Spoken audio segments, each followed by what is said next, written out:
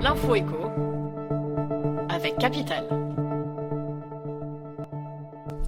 L'info pratique Capital.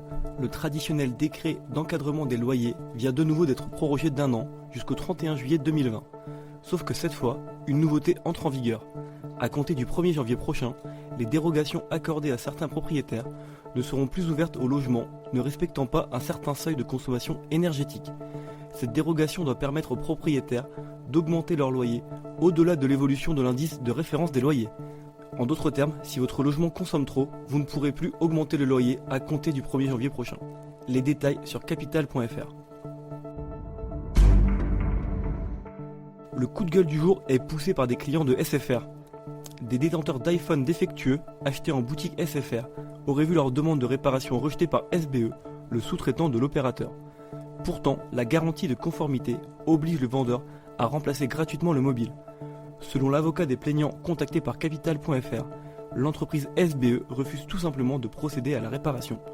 Ils peuvent parfois accepter la réparation, mais au prix de démarches administratives tellement complexes qu'elles découragent les clients, précise l'avocat. De son côté, l'opérateur assure que son service fonctionne. Les plaignants ont lancé une action judiciaire collective contre SFR. Le chiffre du jour, 127 €. C'est le total des frais que vous pourriez débourser pour vos opérations bancaires à l'étranger durant vos vacances si vous êtes client du Crédit du Nord. Le comparateur meilleurbanque.com a réalisé un palmarès des établissements les plus gourmands pour les opérations réalisées dans un pays extra-européen. Heureusement, les banques en ligne font chuter la moyenne. Certaines offres comme Max de Crédit Mutuel Arkea et Ultime de Boursorama permettent même d'être complètement exemptées de frais. Retrouvez le classement complet sur notre site. Et on termine avec Stéphane Plaza. L'animateur ne veut pas qu'on se serve de lui pour arnaquer des gens. Son image a été utilisée à son insu sur plusieurs sites.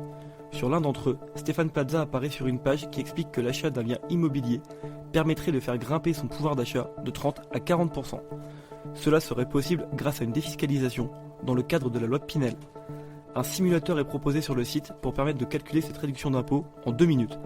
Sauf que l'internaute doit fournir son numéro de téléphone et son adresse. Il est ensuite appelé et harcelé par des sociétés de gestion du patrimoine qui ont racheté ces informations.